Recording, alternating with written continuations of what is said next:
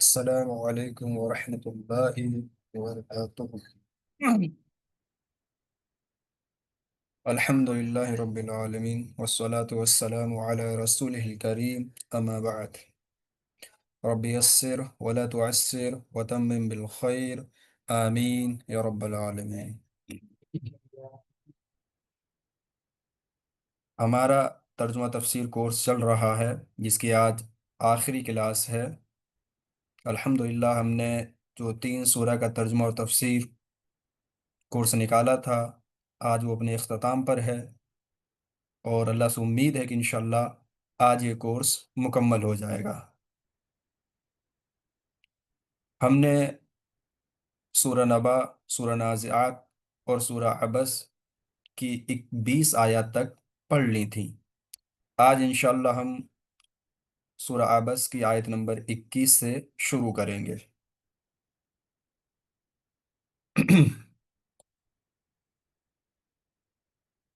اللہ تعالیٰ قرآن میں فرماتا ہے ثم اماتہ فاقبرہ۔ اماتہ، اس نے موت دی اس کو۔ اماتا یمیتو اماتتن، باب افعال سے ہے موت دینا، موت دینا۔ فاقبرہ، پھر قبر میں لے گیا اس کو۔ اقبرہ یقبر اقبارن، قبر میں لے جانا، یہ بھی باب افعال سے ہے، یہ بھی باب افعال سے ہے۔ یعنی بندے کو جو اس کے مقدر میں زندگی تھی اس نے گزارا اس دنیا کے اندر، اور پھر اللہ رب العالمین کے حکم سے اسے موت آ گئی، اور موت دینے کے بعد اللہ رب العالمین جو اسے موت دی اس کے بعد بندے کو قبر میں اللہ رب العالمین نے حکم دے دیا دفنانے کا، اور بندہ قبر میں جاتا ہے جیسا کہ ہم سب کو معلوم ہے۔ کئی ایک اس کی وجوہات ہیں۔ سب سے پہلے تو یہ ہے کہ انسان مرنے کے بعد جب قبر میں جاتا ہے تو تب بھی اس کی کیا ہوتی، عزت و تکریم جو ہے برقرار رہتی ہے۔ یعنی کوئی بھی جو درندے ہیں یا پرندے ہیں یا چیڑ پھاڑ کرنے والے جو بھی ہیں، درندے پرندے چرندے، تو وہ کیا کرتے ہیں کہ انسان کی باڈی کو ٹچ نہیں کر سکتے۔ تو اسی لیے اللہ رب العالمین نے ایک انسان کی ایک عزت کے لیے، اس کی تکریم کے لیے یہ حکم دیا ہے تاکہ بندہ وہاں پر چلا جائے اور یہ سارے معاملات سے وہ اس کی جو باڈی ہے وہ محفوظ رہے۔ دوسرا یہ ہے کہ انسان جہاں کہیں بھی مرتا ہے، جہاں کہیں بھی مرتا ہے یعنی کہ اس کی باڈی جہاں کہیں بھی ہوتی ہے وہی اس کا قبر بن جاتی ہے۔ یعنی انسان اگر سمندر میں گیا اور سمندر میں غرق ہو کے مر گیا تو سمندر ہی اس کی قبر بن گیا، یا کسی مچھلی نے کھا لیا تو وہ بھی اس کی وہی اس کا پیڑ جو اس کی قبر بن گیا۔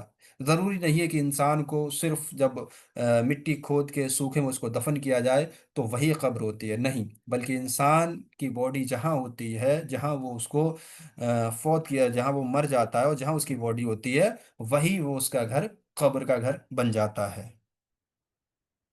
ترجمہ اس کا ہے، اور یعنی پھر موت دی اس کو، پھر اسے قبر میں لے گیا۔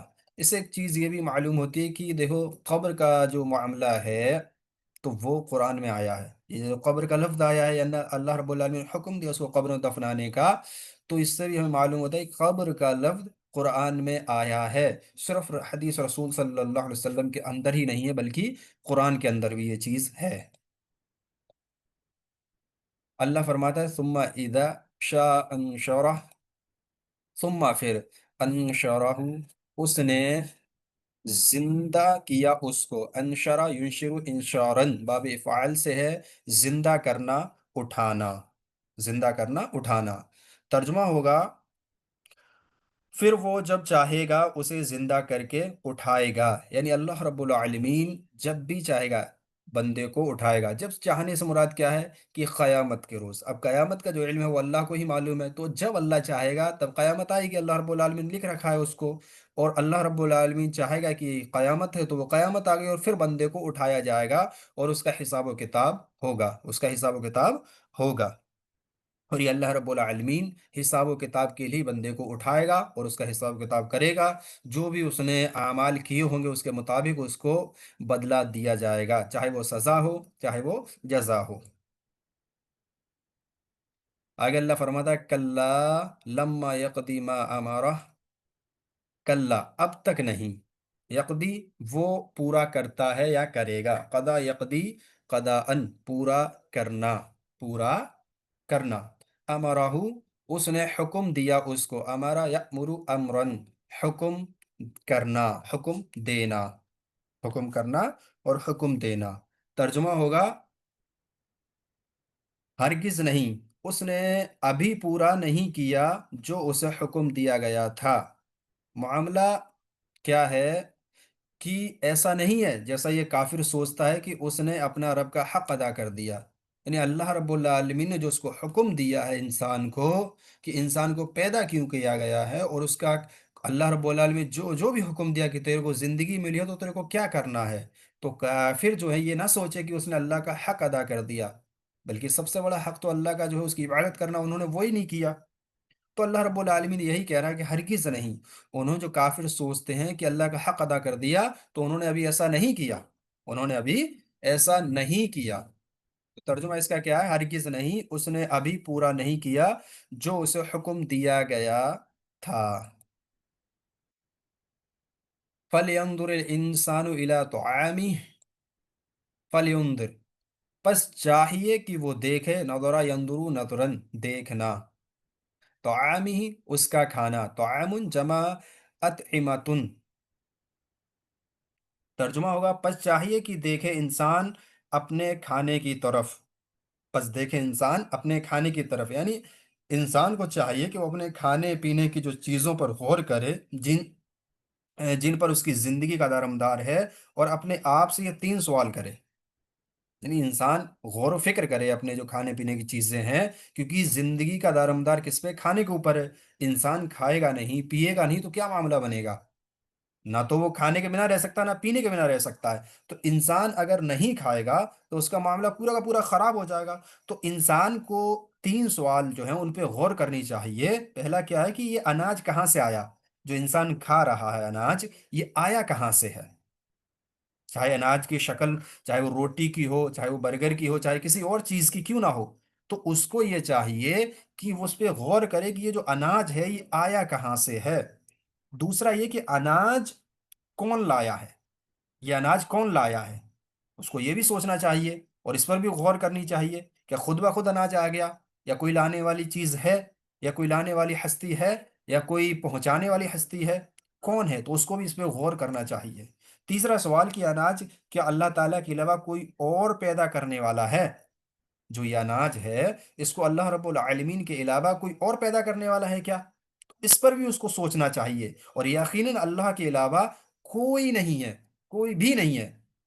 اناج کا جو معاملہ ہے، اناج کا، وہ اللہ رب العالمین ہی پیدا کرتا ہے، پانی کا معاملہ اللہ رب العالمین ہی برساتا ہے، اور یہ تمام معاملات ہیں جو اللہ رب العالمین جو رب ہے، جو رب ہے، اور رب ہونے کی اس کے صفات یہ ہیں، یعنی کہ اللہ رب العالمین نے بندے کی تمام ضروریات کو اس کے لیے پورا کر دیا ہے، ان کو پیدا کر دیا ہے، اور بندے کی تمام ضروریات ان کے ذریعے سے پوری ہو رہی ہے، تبھی تو رب تعالیٰ ہے۔ تو اس انسان کو یہ سوچنا چاہیے، جو بھی اللہ کی ناشکری کرے، جو بھی کافر ہے، جو بھی مشرک ہے، جس کے اندر بھی یہ جراثیم پائے جا رہے ہیں، تو اس کو چاہیے کہ وہ غور کرے کہ جو چیز کھا کر وہ زندہ رہ رہا ہے، تو اس کو یہ آئی کہاں سے، اس کے پاس کون اس کو لانے والا ہے، تو اس پہ اس کو غور کرنا چاہیے۔ یہ اللہ رب العالمین یہاں کہنا چاہ رہا ہے۔ آگے اللہ فرماتا ہے انا صببنا الماء صبا، انا یعنی کہ ہم نے، بے شک ہم نے، سببنا ہم نے برسایا، سبا یسبو سبن برسانا، الماء پانی، الماء پانی، ترجمہ کیا ہوگا؟ بے شک ہم نے خوب برسایا پانی، بے شک ہم نے خوب برسایا پانی، یعنی جو کھانے پینے کی دارمدار جن چیزوں پر ہے وہ پانی ہی تو اگاتی ہیں۔ جب اللہ رب العالمین خوب پانی برساتا ہے، جب بارش ہوتی ہے اچھی طرح سے، تبھی تو یہ ہمیں ملتا ہے، وگرنہ آپ دیکھیں کہ اگر بارش نہیں ہو تو فصلیں ختم ہو جاتی ہیں، انسان یعنی کہ جو کسان ہوتے ہیں وہ پریشان ہو جاتے ہیں، وہ پانی کی جو قیمت جتنی بھی مانگتے ہیں لوگ وہ دینے کو بیچارے مجبور تیار ہو جاتے ہیں، کیونکہ اگر پانی ان کو نہیں ملے گا تو جو بھی وہ فصل کر رہے ہیں وہ ختم ہو جائے گی، جو بھی فصل کر رہے ہیں اس میں جس طرح سے ان کے پیداوار ہونی چاہیے وہ نہیں ہو سکتی ہے، بلکہ بس اوقات ایسا ہوتا ہے کہ پوری فصل ہی ختم ہو جاتی ہے۔ تو اللہ رب العالمین یہی کہہ رہا ہے کہ یہ پانی جو اللہ رب العالمین نے تو خوب برسایا ہے، ये जो सब्बा है, जो लास्ट में सब्बन है, ये मसदर है, ये मसदर है। आगे अल्लाह फरमाता है तुम्मा शक़क़नल अर्दा शक्का, शककना हमने फाड़ा, शक्का यशक्कु शक्कन फाड़ना, अलमा पानी। यहाँ पे अच्छा, यहाँ पे ये चेंज नहीं हुआ, अल अर्दा है जमीन, अल अर्दा जमीन। माना इसका क्या, तर्जुमा इसका क्या होगा, फिर हमने अच्छी तरह से फाड़ा जमीन को, यानी जो हमने अनाज के दाने डाले थे, यानी कि जो भी बीज हमने डाला था जमीन के अंदर, तो उन पौधों को निकालने के लिए अल्लाह रब्बुल आलमीन ने क्या किया, उस जमीन को फाड़ा। अगर अल्लाह रब्बुल आलमीन जमीन नहीं फाड़ता तो वो जो गल्ला है वो कैसे निकलता, अनाज कैसे उगता। जाहिर सी बात है, जमीन पुख्ता होती है, लेकिन अल्लाह रब्बुल आलमीन उसको अपने हुक्म से फाड़ता है, और उससे क्या होता है, जो बिल्कुल ही नाजुक होता है, जो दाना होता है, अल्लाह रब्बुल आलमीन उसको निकालता है, और वो भी पौधे की शक्ल में निकालता है अल्लाह रब्बुल आलमीन। और पौधे की शक्ल में निकालने के बाद उसको एक हद तक, जो उसकी हद है वहां तक पहुंचाता है, और उसके अंदर फिर अल्लाह रब्बुल आलमीन अनाज पैदा करता है, जिसको इंसान यानी कि किसान काट के लेके आता है, इंसान उसको काटता है, उसको इस्तेमाल करता है। जब वो जैसे उसको इस्तेमाल करने का तरीका होता है, उसको उस तरीके से वो उसको इस्तेमाल करता है। और ये सब शुरुआत कहाँ से होती है, अल्लाह रब्बुल आलमीन के हुक्म से होती है। जब जमीन में अल्लाह के हुक्म से वो पौधा निकलता है तब।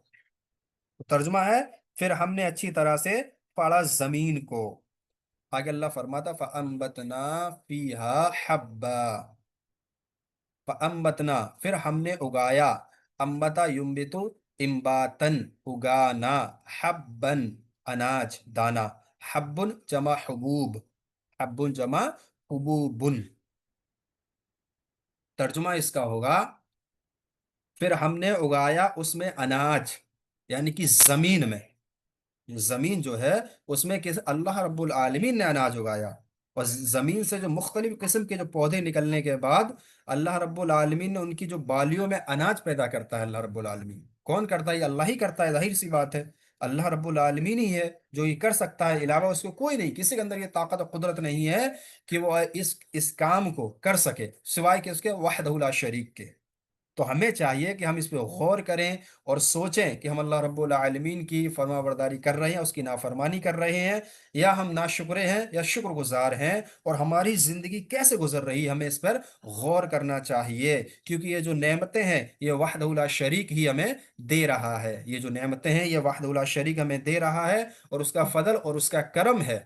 अगर वो फसल तबाह कर दे, बर्बाद कर दे, तो इंसान भूखा प्यासा रह जाएगा, बल्कि मर जाएगा। वो खाने को जब उसको कुछ नहीं होगा, तो जो महंगाई है वो आसमान के पास जाएगी, यानी इतनी ज्यादा महंगाई हो जाएगी कि इंसान सोचेगा कि ये पैसा हम खाने पीने पे खर्च करें या जो दवा दवा है उसके ऊपर खर्च करें। इंसान कहीं बीमार ना पड़ जाए, इंसान ये प्लान बना के चलता है। हमारी लाइफ रूटीन ये है कि हम जो खाने पीने के लिए चीज़ इस्तेमाल करते हैं, साथ में हम ये भी इस्तेमाल करते हैं सेविंग, की कहीं ज़रूरत ना पड़े, अल्लाह ना करे कोई अगर बीमार पड़ जाता है तो उसमें भी इस्तेमाल हो सके, या किसी और वजह से हम जो पैसा रख देते हैं, जो सेविंग करते हैं, तो हम ये सोचेंगे कि हम इससे खाने के लिए अनाज खरीदें या फिर इसको रख दें। और हम जाहिर सी बात है अनाज ही खरीदेंगे, क्यों, क्योंकि उसके उसके जरिए से तुम जिंदा रह रहे हैं। अगर वो नहीं होगा तुम जिंदा कहाँ से रहेंगे। तो इसीलिए अली अल्लाह की बहुत बड़ी ये नेमत है। तो अल्लाह रब्बुल आलमीन ही है जो जमीन से पौधा निकालता है, और उस पौधे की जो बाली होती है उस बाली के अंदर अल्लाह रब्बुल आलमीन ही अनाज डालता है, दाना डालता है। आगे अल्लाह फरमाता व इनबा व कद्बा, इनबन अंगूर, इनबुन जमा अनाबुन, कद्बन सब्जियां, कब्दतुन जमा कब्दुन। तर्जुमा होगा और अंगूर और सब्जियां, अंगूर और सब्जियां, मतलब हमने अंगूर और सब्जियां भी उगाई। सब्जियां इंसान इस्तेमाल करता है, और ये जानवर का चारा भी बनती हैं। जो सब्जियां होती हैं इंसान भी इसको इस्तेमाल करता है, प्लस ये जानवर का चारा भी बनती हैं। जैसे कि जो गांव देहात होती है, तो वहां पर जब यानी कि जानवर को ले जाते हैं वो चराने के लिए, तो जाहिर सी बात है सब देख जानते हैं कि वहां पर इंसान जो चीज खा रहा है, यानी जो सब्जियां, चाहे वो गेहूं की शक्ल में हो, यानी कि जो दाना हो जाता है, अनाज हो जाता है गेहूं की शक्ल में हो, या टमाटर हो, या कोई आलू वगैरह हो, जो भी चीज वहां पे सब्जियां जो उगती हैं, तो जानवर भी उसको खा लेते हैं। या ان से यानी कि जो आलू की जो फसल है वो कटने के बाद, उसको उखाड़ने के बाद, जब उसकी जो ऊपर की जो आल बचती है, उस आल को भी किसके लिए इस्तेमाल किया जाता है? जानवरों के लिए इस्तेमाल किया जाता है। ठीक इसी तरह जो टमाटर होते हैं, टमाटर को यानी कि उसको तोड़कर और उसके जो पेड़ होते हैं वो भी जानवर के चारे में इस्तेमाल हो जाते हैं। इसी तरह हर चीज इस्तेमाल हो जाती है। ये सिर्फ मिसाल दी है। जो भी चीज, जो सब्जियां होती हैं, उनको जानवर खा लेते हैं और उनका चारा वो बन जाती है। तो अल्लाह रब्बुल आलमीन यही कह रहा है कि इंसान भी इसको इस्तेमाल करते हैं, इंसानों के लिए अल्लाह रब्बुल आलमीन ने पैदा किया, साथ में उनके जानवरों के लिए भी। आगे अल्लाह फरमाता है, वज़ैतून व नखला, जैतून और जैतून। जैतून जो है, जैतून लफ्ज ये दरख्त के लिए और जैतून का जो फल है ये दोनों के लिए बोला जाता है। जैतून दरख्त के लिए भी और उसका जो फल है उसके लिए भी, ये दोनों के लिए बोला जाता है। नखलन, खजूर का दरख्त जो है, जो खजूर का दरख्त है ये उसके लिए बोला जाता है। और नखलुन जो है, नखलुन एक या एक से ज्यादा के लिए बोला जाता है, एक या एक से ज्यादा के लिए बोला जाता है। तर्जुमा है, और जैतून और खजूर के दरख्त, मतलब हमने जैतून और खजूर के दरख्त भी उगाए। अब जैतून और खजूर ये दोनों अरब के अंदर ज्यादा होते हैं और उस टाइम भी थे। और चूंकि मुखातिब ये जो थे वो मोमिन थे और काफिर भी थे, यानी अल्लाह रब्बुल आलमीन सबको ये खबर देना चाह रहा था कि हमारी जो नेमतें हैं वो क्या क्या हैं, ये अल्लाह रब्बुल आलमीन सबको खबर देना चाह रहा था। तो उस टाइम के अरब के जो मुखातिब थे, तो अल्लाह रब्बुल आलमीन ने अरब के अकॉर्डिंग ही मिसाल दी है कि हमने ही जैतून भी उगाया है और हमने ही खजूरें भी उगाई हैं, हमने ही खजूरें भी उगाई हैं। आगे अल्लाह रब्बुल आलमीन फरमाता है, वहदाइक गुलबन, हदाइक बागात, हदाइक हदीकतुन जमा हदाइकु, गुलबन घना, गुलबाउ जमा गुलबुन। हदीकतुन, गुलबाउ ऐसे बाग को कहते हैं जिसमें बहुत ज्यादा दरख्त हों, जिसमें बहुत ज्यादा दरख्त हों। तर्जुमा इसका क्या होगा? और घने बागात, और घने बागात, हमने जमीन पर मुख्तलिफ किस्म के घने बागात बनाए हैं। बागात जैसे हमने शुरू में, जब शुरू हमने किया था सूरह नवा, गालिबन जब हम पढ़ रहे थे, तभी हमने कहा था कि जो बागात हैं इनसे हमें बहुत ज्यादा फायदा है। भाई उसमें फल भी हो जाते हैं इंसान के खाने के लिए, साथ में उसके उसमें जो ऑक्सीजन होता है जो इंसान के लिए बहुत ज़रूरी है, अगर इंसान उसको नहीं लेगा तो मर जाएगा, मौत आ जाएगी। और जैसे कि जब ऑक्सीजन साफ सुथरा होता है तो इंसान का जो मामला रहता है बिल्कुल ठीक रहता है, उसकी तबीयत एकदम ठीक रहती है। और जब ऑक्सीजन उसको साफ सुथरा नहीं मिलता है तो वो परेशान हो जाता है। बल्कि ये होता है बस औकात कि वो इंसान उस शहर को, उस मोहल्ले को, उस कस्बा को छोड़कर चला आता है। क्यों चला आता है? क्योंकि उसको जो ऑक्सीजन है वहां पर वो साफ नहीं मिल रही है। और जाहिर सी बात है, टेक्नोलॉजी इस बात को प्रूफ कर चुकी है कि जहां बागात होते हैं वहां पर जो ऑक्सीजन होती है वो सबसे ज्यादा होती है, प्लस सबसे साफ होती है, प्लस सबसे साफ होती है। और वहां पर सब, यानी कि जो सांस लेते हैं इंसान, बहुत ही साफ सांस लेते हैं, बिल्कुल भी उसमें कोई प्रॉब्लम उसको महसूस नहीं होती है। और ये इतनी, जिसको जब बीमारी कोई बन जाती है, अल्लाह ना करे, किसी को अगर कोई बीमारी जब बन जाती है तो उसको ये एहसास होता है कि जो साफ सुथरी सांस है, जो हवा है, ऑक्सीजन है, उसकी कितनी वैल्यू है। हमारे एक उस्ताद हैं शेख, तो उनकी तबीयत खराब, मतलब कई एक सालों से उनकी तबीयत खराब थी। अब अल्हम्दुलिल्लाह अल्लाह ने उनको शिफा दे दी है। लेकिन आज भी वो जब दिल्ली रहते हैं तो दिल्ली की जो हवा है, दिल्ली का जो ऑक्सीजन लेवल है, तो यानी कि दिल्ली की हवा इतनी ज़्यादा उसमें प्रदूषण है कि वो वहाँ पर अच्छे से रह ही नहीं पा रहे। उनकी तबीयत खराब ही हो जाती है बार बार, और वो इसीलिए दिल्ली से आना चाहते हैं वापस। तो ये सोचो, अल्लाह रब्बुल आलमीन ने उनको आजमाइश में डाला है। तो आजमाइश जब उनके ऊपर आई है तो उनको मालूम है, उनको उसकी कद्र मालूम है कि जो ऑक्सीजन सही साफ सुथरा होता है उसकी क्या वैल्यू, उसकी क्या कीमत है। ठीक इसी तरह उस शख्स को ये नहीं मालूम हो सकता जिसको कोई परेशानी ना हो। तो ये अल्लाह रब्बुल आलमीन की बहुत बड़ी एक नेमत है बागात की। तो इसका तर्जुमा है और घने बागात। आगे अल्लाह फरमाता है, वो फाकिहतों व अब्बा, फाकिहतन फल, फाकिहतुन जमा फवाकिहु, अब्बन जानवर का चारा, जानवर का चारा। तर्जुमा, और मेवे और चारा उगाया, और मेवे और चारा उगाया। یعنی ہم نے ان باغات میں مختلف قسم کے پھل اگائے ہیں، اسی طرح جانوروں کے لیے چارہ بھی پیدا کیا ہے، جانوروں کے لیے چارہ بھی پیدا کیا ہے۔ اللہ رب العالمین نے کوئی بھی جانور ایسا نہ چھوڑا جس کے لیے چارہ پیدا نہ کیا ہو، جو چارہ کھاتے ہیں ان کے لیے۔ چاہے دیکھو اونٹ کو لے لو جو ریگستان میں رہتا ہے، اللہ رب العالمین نے اس کے لیے وہاں چارہ پیدا کیا۔ بھینس کو لے لو جو ایسی جگہ رہتی ہے جہاں پر ہریالی ہوتی ہے، اللہ رب العالمین نے وہاں ہریالی پیدا کر دی، جیسے گھاس وغیرہ، تو اس کو اللہ رب العالمین نے پیدا کر دیا۔ اسی طرح بکریاں لے لو، بھیڑ لے لو، تو اللہ رب العالمین نے جس طرح کے جانور جہاں پیدا کیا، اللہ رب العالمین نے چارہ بھی ان کا وہیں ویسا پیدا کر دیا۔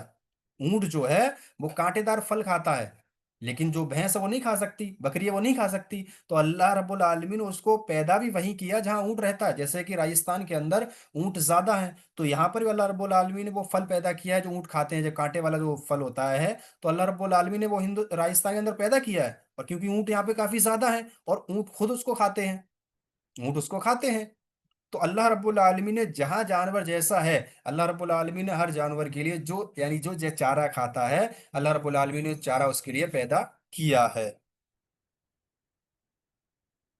آگے اللہ فرماتا ہے متاع لکم ولانعامکم، متعن فائدہ، متعن جمع امتعتن، جمع امتعتن، ولی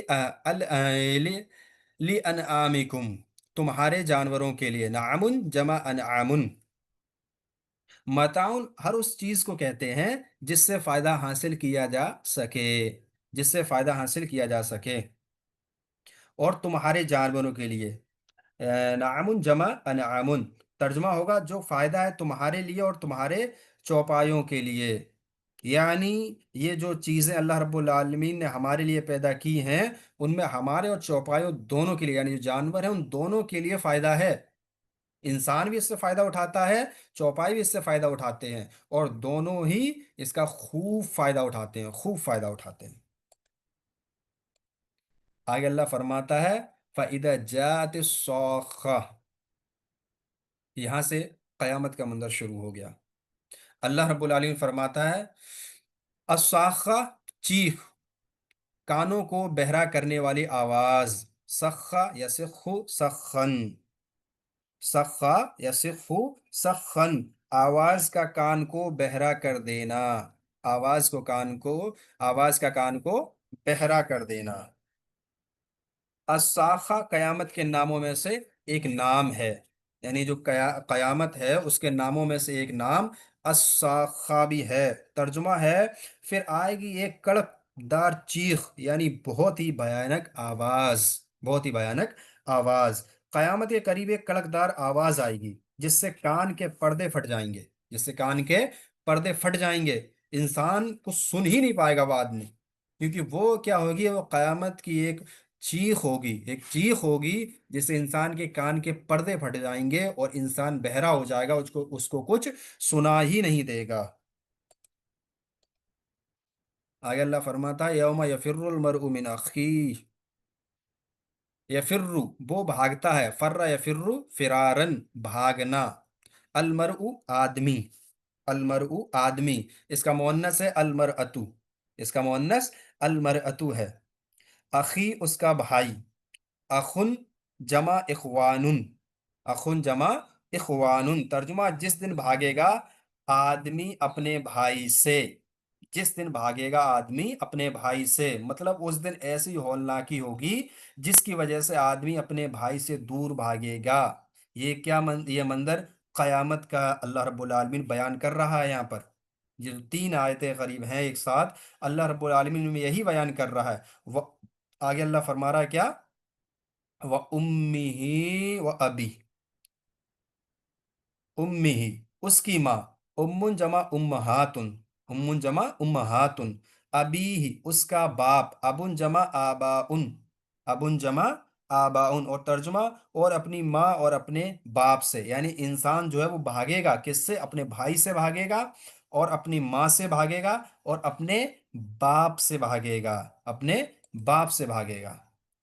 آگے اللہ رب العالمین فرماتا وَصَاحِبَتِهِ وَبَنِيهِ، صاحبتہ اس کی بیوی، صاحباتن جمع صاحباتن، بنی اس کے بچے، بنی اس کے بچے، ابن جمع بنون، ابن جمع بنون، तर्जुमा इसका होगा और अपनी बीवी से और अपने बच्चों से। यानी क़यामत का जो दिन है, इन तीन आयत में अल्लाह रब्बुल आलमीन ने बता दिया है कि इंसान अपने भाई से, अपनी माँ से, अपने बाप से, अपनी बीवी से, अपने बच्चे से भागेगा, और वो भी उससे भागेंगे, यानी सब एक दूसरे से भागेगा, क्योंकि वहां पर नफसी नफसी का आलम होगा, वहां पर नफसी नफसी का आलम होगा।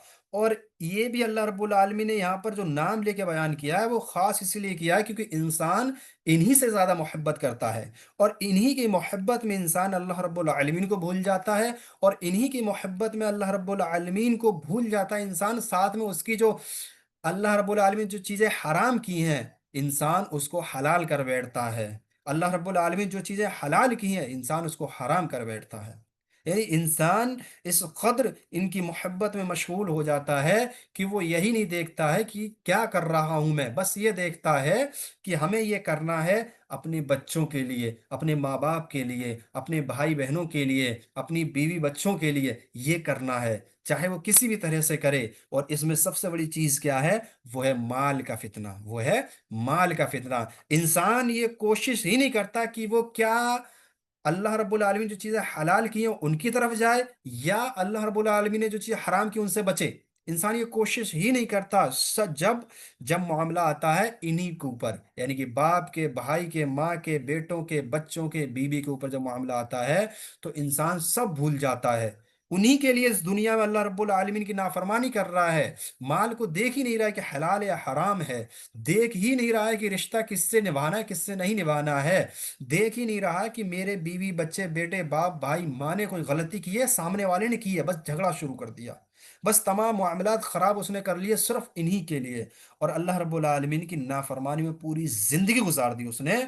और लास्ट में क्या मिला इसको? कि इसके माँ बाप भाई बहन बीवी बच्चे सब इससे भाग रहे हैं, सब इससे भाग रहे हैं, सब इससे, और ये सबसे दूर भाग रहा है। क्यों? क्योंकि अल्लाह रब्बुल आलमीन की नाफरमानी में जो की है ये सब उसका जरिया बने, यानी कि इन सब की वजह से उसने अल्लाह रब्बुल आलमीन की नाफरमानी की। यही वजह अल्लाह रब्बुल आलमीन ने इसको यहाँ पर खास इनका नाम लिया कि इंसान इनसे भागेगा और ये भी इंसान से भागेंगे, क्योंकि इंसान इन्हीं के लिए सब कुछ कर रहा है। इन्हीं की वजह से वो हलाल और हराम में तमीज नहीं कर रहा, इन्हीं की वजह से वो सही और गलत में फर्क नहीं कर रहा, इन्हीं की वजह से। क्योंकि आज देखते हैं ना, आज हम देखते हैं कि आज इंसान जब माल कमाता है तो उसको ये फर्क नहीं पड़ता, बल्कि वो कह देता है कि मुझे अपने बच्चों का फ्यूचर बनाना है, अपने बच्चों का फ्यूचर बनाना है। बाप कह रहा है, बाप का बेटा कह रहा है, बेटे का बेटा कह रहा है, मतलब ये पीढ़ी दर पीढ़ी चला आ रहा है मामला। लेकिन कोई भी ऐसा नहीं है कि ये कहे इल्ला माशाअल्लाह, इल्ला माशाअल्लाह, कोई भी ऐसा नहीं है जो ये कहे कि मैं अपने बच्चों के लिए अल्लाह रब्बुल आलमीन की नाफरमानी नहीं करूंगा, अपनी बीवी माँ बाप भाई बहन के लिए अल्लाह रब्बुल आलमीन की नाफरमानी नहीं करूंगा। इल्ला माशाअल्लाह, बहुत कम लोग हैं, कलील लोग हैं ऐसे। मगर अक्सरियत कैसी है? कि अक्सरियत ऐसी है जो अब इनके आगे झुक जाती है और अल्लाह रब्बुल आलमीन की नाफरमानी करने लगती है। तो इसीलिए अल्लाह रब्बुल आलमीन ने यहाँ पे कयामत का जो मंजर बयान किया कि जिन लोगों से वो भाग रहा होगा और ये लोग भी उससे भाग रहे होंगे, जैसे कि दूसरी सूरह के अंदर अल्लाह रब्बुल आलमीन ने बयान किया है। क्योंकि यहाँ उस दिन नफसी नफसी का आलम होगा, सब ये चाह रहे होंगे कि मैं बच जाऊंगा, सिर्फ मैं बच जाऊं, सिर्फ मैं बच जाऊं और कोई ना बचे। सबको, पूरी दुनिया को अल्लाह रब्बुल आलमीन जहन्नम में डाल दे, सिर्फ मेरे को बचा ले, ये मेरे लिए सबसे बड़ी कामयाबी होगी। ये उस दिन इंसान सोचेगा, उस दिन इंसान ये सोचेगा। और ये महशर का मंदर है, ये महशर का मंदर है कि सब लोग उस दिन बरहना होंगे, सारे के सारे लोग बरहना होंगे। और रसूल रसूल अकरम सल्लल्लाहु अलैहि वसल्लम ने फरमाया, युबअथुन नासु यौमल क़ियामति हुफतन उरातन गुरलन, यानी कि क़यामत के दिन लोग नंगे पैर नंगे बदन और बगैर, यानी कि मख्तून होके उठेंगे, बगैर खतना के उठाए जाएंगे। आयशा रदिल्लाहु ताला अन्हा ने जब सवाल किया, जब आयशा रदिल्लाहु ताला अन्हा अम्मी ने जब सवाल किया रसूल अकरम सल्लल्लाहु अलैहि वसल्लम से कि अगर ऐसा होगा तो आदाए जो मस्तूरा हैं तो उनका क्या होगा, जो आदाए मस्तूरा है उनका क्या होगा? तो रसूल अकरम सल्लल्लाहु अलैहि वसल्लम ने वो आयत पढ़ी। वो कौन सी आयत है? जो कि आगे इसमें आएगी। अल्लाह रब्बुल आलमीन आगे फरमाता है, लिकुल्ल इम्रिइम मिनहुम यौमइज़िन शअनुन युगनीह, यानी लिकुल्लिम, हर एक के लिए, हर एक के लिए, इमरिन, इमरिन आदमी यौमाइज़िन उस दिन, यानी कि जो ये मरऊ है उसकी ये इंसान के लिए जो ऊपर अभी गुजरा है ये वो है। यानी क्या है ये? अलमरऊ आदमी, अलमरऊ आदमी। और इसकी जमा इसकी जो मुअन्नस है वो अलमरअतु है। तो यहाँ पर अल्लाह रब्बुल आलमीन कह रहा हर इंसान के लिए यौमाइज़िन उस दिन शअनुई, शअनुन हालत, शअनुन जमा शुऊनुन, शअनुन जमा शुऊनुन, युगनी वो लापरवाह कर देगा उसको, अगना युगनी इगनाअन बेपरवाह करना, बेपरवाह करना। तर्जुमा इसका होगा हर आदमी के लिए उनमें से उस दिन ऐसा हाल होगा जो उसे दूसरों से लापरवाह कर देगा। यानी हर शख्स अपने हाल में इस कदर हैरान और परेशान होगा कि उसे अपने करीबी रिश्तेदारों की भी परवाह नहीं होगी। और यही मैदान हश्र का मामला है कि सारे के सारे लोग उस दिन जो उठाए जाएंगे वो नंगे पैर होंगे, नंगे बदन होंगे और बगैर खतना के उठाए जाएंगे। जिस पर आयशा रज़ियल्लाहु ताला अन्हा ने जब सवाल किया तो रसूल अकरम सल्लल्लाहु अलैहि वसल्लम ने यही आयत पढ़ी थी, यही आयत पढ़ी थी लिकुल्लि इम्रिइम मिनहुम यौमइज़िन शअनुन युगनीह, कि उस दिन क्या होगा, हर आदमी, हर आदमी उसमें ऐसा हाल हो जाएगा आदमी का कि वो दूसरों से लापरवाह हो जाएगा। यानी उनको होश ही नहीं होगा कि हम कहाँ हैं क्या है। उनको तो ये पड़ी होगी, नफसी नफसी का आलम होगा, उनको ये पड़ी होगी कि मैं बच जाऊं बस। उनको कहाँ ऐसा ध्यान होगा कि वो उसकी तरफ देखें, वो उसकी तरफ देखें कि वो बढ़ाना है, कि वो बढ़ाना है। ये तो दुनिया में होता है, वहां पर ऐसा नहीं होगा। कि वहां पर जो मामला है वहां आमाल का बदला दिया जाएगा। और उस दिन यानी ये क़यामत के दिन वो तो बहुत ही खतरनाक दिन होगा। तो उस दिन तो इंसान इसके यानी कि गुमान में ये चीज़ नहीं आ सकती है। तो यही रसूल रसूल अकरम सल्लल्लाहु अलैहि वसल्लम बताना चाह रहे थे। आगे अल्लाह रब्बुल आलमीन फरमाता है वुजूह यौमइदिन मुस्फिरा, वुजूह चेहरे, वजहुन जमा वुजूहन, मुस्फिरा रोशन चमकदार, असफरा युस्फिरु इसफारन रोशन होना, रोशन होना। तर्जुमा बाद चेहरे उस दिन रोशन होंगे, बाद चेहरे उस दिन रोशन होंगे। यानी मतलब क़यामत के दिन दो गिरोह होंगे, क़यामत के दिन दो गिरोह होंगे। एक गिरोह यानी मोमिन का, मोमिनीन है उनका गिरोह, उनके चेहरे उस दिन चमक रहे होंगे क्योंकि उनके जो नामा अमाल हैं उनको दाएं हाथ में दिए जाएंगे। उनके नामा अमाल उनको दाएं हाथ में दिए जाएंगे, जिससे वो खुश होंगे। जिससे क्या होंगे वो, जिससे वो खुश होंगे कि हम तो कामयाब हो गए, हम तो कामयाब हो गए। और उसी खुशी की वजह से उनके चेहरे चमक रहे होंगे, उसी खुशी की वजह से उनके चेहरे चमक रहे होंगे। तो अल्लाह रब्बुल आलमीन ने एक तो यहाँ पे गिरोह को बयान कर दिया, एक आगे अल्लाह रब्बुल आलमीन ने दूसरी आयत में बयान किया। आगे अल्लाह फरमाता है ज़ाहिकतुम मुस्तबशिरह, ज़ाहिकतुम मुस्तबशिरह, ज़ाहिकतुन हंसने वाली, ज़हिका यदहकु ज़हिकन हसना, ज़हिकन हसना, मुस्तबशिरह हशास व बशास। इसका मादी मुदारे मस्दर क्या है? इस्तबशरा यस्तबशिरु इस्तिबशारन। ये बाब इस्तिफ़आल से है, बाब इस्तिफ़आल से है। माना खुश होना, माना क्या है इसका? खुश होना। तर्जुमा है हंसने वाले हशास बशास होंगे। ये भी मोमिनों के लिए अल्लाह रब्बुल आलमीन ने बयान की, मतलब उनके चेहरों पर मुस्कुराहट होगी और वो हशास बशास होंगे, खुश होंगे, क्योंकि अल्लाह रब्बुल आलमीन ने उनको एक आदाब से बचा लिया, एक अजाब से बचा लिया अल्लाह रब्बुल आलमीन ने, तो इसीलिए वो खुश होंगे। और अल्लाह रब्बुल आलमीन आगे फरमाता है व वुजूह यौमइदिन अलैहा गबरह, गबरतुन गुबार आलूद, गबरतुन जमा गबरातुन, गबरातुन। तर्जुमा होगा और बाद चेहरे उस दिन ऐसे होंगे जिन पर गर्दो गुबार होगी। मतलब ये दूसरा गिरोह अल्लाह रब्बुल आलमीन ने बयान किया है। कौन? दूसरा गिरोह। यानी वो लोग होंगे जो बदबख्त होंगे, जो बदबख्त होंगे, जो काफिर होंगे, जो मुशरिक होंगे, जो आमाल बातिना करते थे, आमाल बातिला करते थे और अपने बातिल के साथ और अपने बातिन के साथ, यानी बातिल और बातिन दोनों के साथ वो कोई समझौता नहीं करते थे। तो ऐसे लोग उस दिन जो होंगे वो बदबख्त होंगे, जिनके चेहरे यानी कि अल्लाह रब्बुल आलमीन जो कहा है कि उनके चेहरों पर गर्दो गुबार होगा। आगे अल्लाह फरमाता है तरहकुहा कतरा, तरहकुहा, वो ढांपती है उसको, रहिका यरहकु रहकन ढांपना, कतरातुन स्याही, कतरातुन जमा कतरातुन, तर्जुमा होगा ढांपी, ढांपी होगी उन चेहरों को स्याही, यानी गुनाहों की वजह से उनके जो चेहरे हैं वो काले पड़ चुके होंगे, गुनाहों की वजह से उनके चेहरे काले पड़ चुके होंगे। यही अल्लाह रब्बुल आलमीन यहाँ बयान कर रहा है। और वो कौन है? वो काफिर हैं, मुशरिक हैं, और जो गुनहगार हैं, फासिक व फाजिर, वो हैं इससे मुराद।